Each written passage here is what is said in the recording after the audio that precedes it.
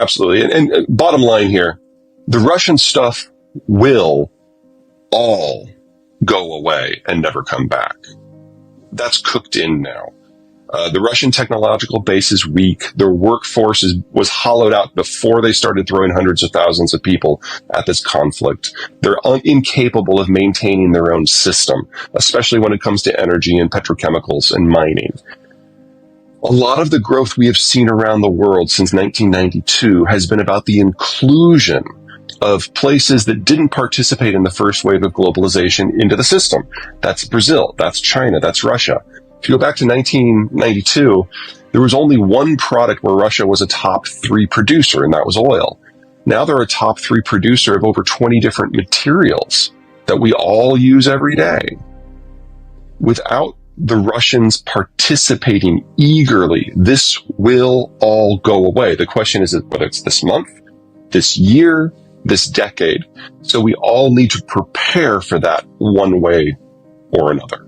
Yeah, I mean, food and energy we've talked about, lumber is in there, palladium, let's say you want semiconductors, palladium and neon, integral parts of any semiconductor fab facility, it's half the global total.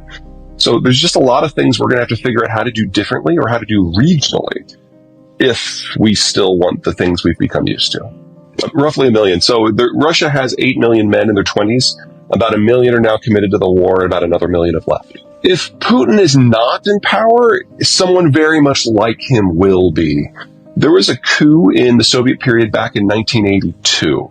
And at that point, the KGB took over. And that was Chernomyrdin and Andropov and Gorbachev. Putin is the heir to that legacy, which is another way of saying that the only people who are in the political elite in Russia are former KGB officers who trained during the Soviet period. Well, that means they're all in their late 50s or older. And there's only about 130 of them. And they all see the world the same way. And Putin has been able to purge that group over the last 22 years in order to make sure that there are no challengers to the throne. So as long as it's someone from that elite who's in charge, Putin's fine. And even if he wasn't, he died for health reasons, one of his replacements would feel the same way. The only way we should expect a political shift is in Russia is if the military defeat is so catastrophic that you get a revolution. That is traditionally how you see political change in the former Soviet world. And we're just not there yet. Yeah, the people who make decisions based on economic rationale in Russia have already left. There's 2 weak spots here. The first one is on the input side, specifically raw materials. So the Russians have one mine that produces 40% of global palladium. There's palladium in every semiconductor. And there is a 2-country supply chain system to produce neon, which is used to focus the apertures of the etching lasers. And for that, the first stage is in Russia, and the second stage was in Ukraine and Mariupol. And that's now gone. So that's conservatively half of global neon is gone. So we know we're going to face a semiconductor crunch where we just can't produce the volume we've become used to until we replace those sources from somewhere else. If there was cheap palladium laying around, we would have done that already. And neon, that's a 2 to 3 year period to build out the physical infrastructure to make it happen. The Koreans have started, the Chinese have started, but it's a race against time. So that's problem 1. Problem 2 is that there's not just one kind of semiconductor, so it gets kind of hairy really quickly. But let's start on the high end, because that's what everybody is concerned about.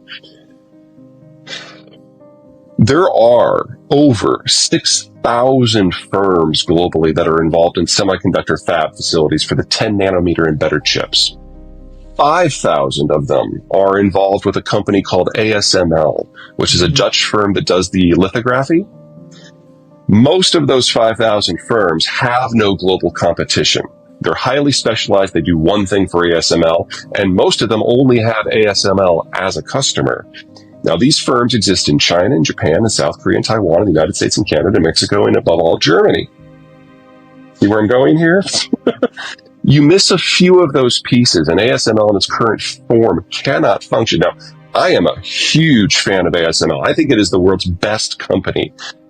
Whether it's quality control, managing their supply chain, the technical innovation, the corporate secrecy. Oh my God, they're so good at that.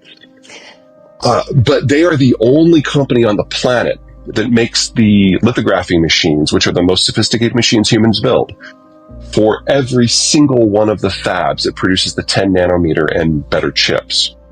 So one piece of that constellation falls out and the whole thing stops. So we don't need a war over Taiwan for this to break down. We need to rebuild the ecosystem in a more sustainable way. And since there are so many pieces to that, this is a multi-year process. So we should count on losing the leading edge chips on a global basis. On the low end, 90 nanometer and worse, the analog chips, the Internet of Things chips, that is 70, 80% within the Chinese system. We should count on losing those too.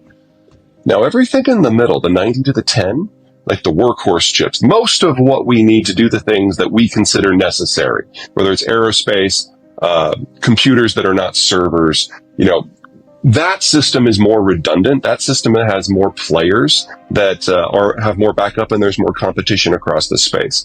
I actually think that general area will be fine. But if you want to do Internet of Things, if you want to do electric vehicles, if you want to do automated driving or AI, that we need to write off for a few years. And that is going to be very difficult to build back at scale. Right. But in the worst case scenario, and I don't get to say good news very often, so please take this to heart. Most of the functionality that we have now in our vehicles, in our automation systems, in our aerospace, and our computing, most of that is not as good as the 10 nanometer chips. So some of the newer phones are 10 nanometer or better, but most of them are 10 nanometer or worse. So we might have to take a bit of a breather, but most of what we have now will continue to work. It's just that the pace of improvement is going to slow considerably. It's not just that 90% of the good chips are made in Taiwan. It's that the constellation of forces that allow them to be made in the first place, that is what's in danger. So, and that is true no matter what happens? Yes, because it doesn't matter where the break is. ASML is too distributed in the production system, and they have no backups internally, and there is no backup in the market. 10 nanometer chips and better are the ultimate distillation and physical manifestation of a perfect globalized environment that has held for decades, because it has taken decades for each and every one of these companies to get as good as they are at what they do. I don't think the environment that gave us globalization for these last 50 years, 70 years is redoable. We don't have the population structure on a global basis to make it work anyway. Everybody's kind of aged out. And you can't have global trade without global consumption. And now the demographics of Italy and Germany and Russia and China and Korea, they're all terminal. So the basis has never been there. We were always going to get here. We just now have political military issues that are kind of bringing our use by date forward. This was always going to be the decade that this all broke. The Russians and to a lesser degree the Chinese are taking steps to make that happen faster.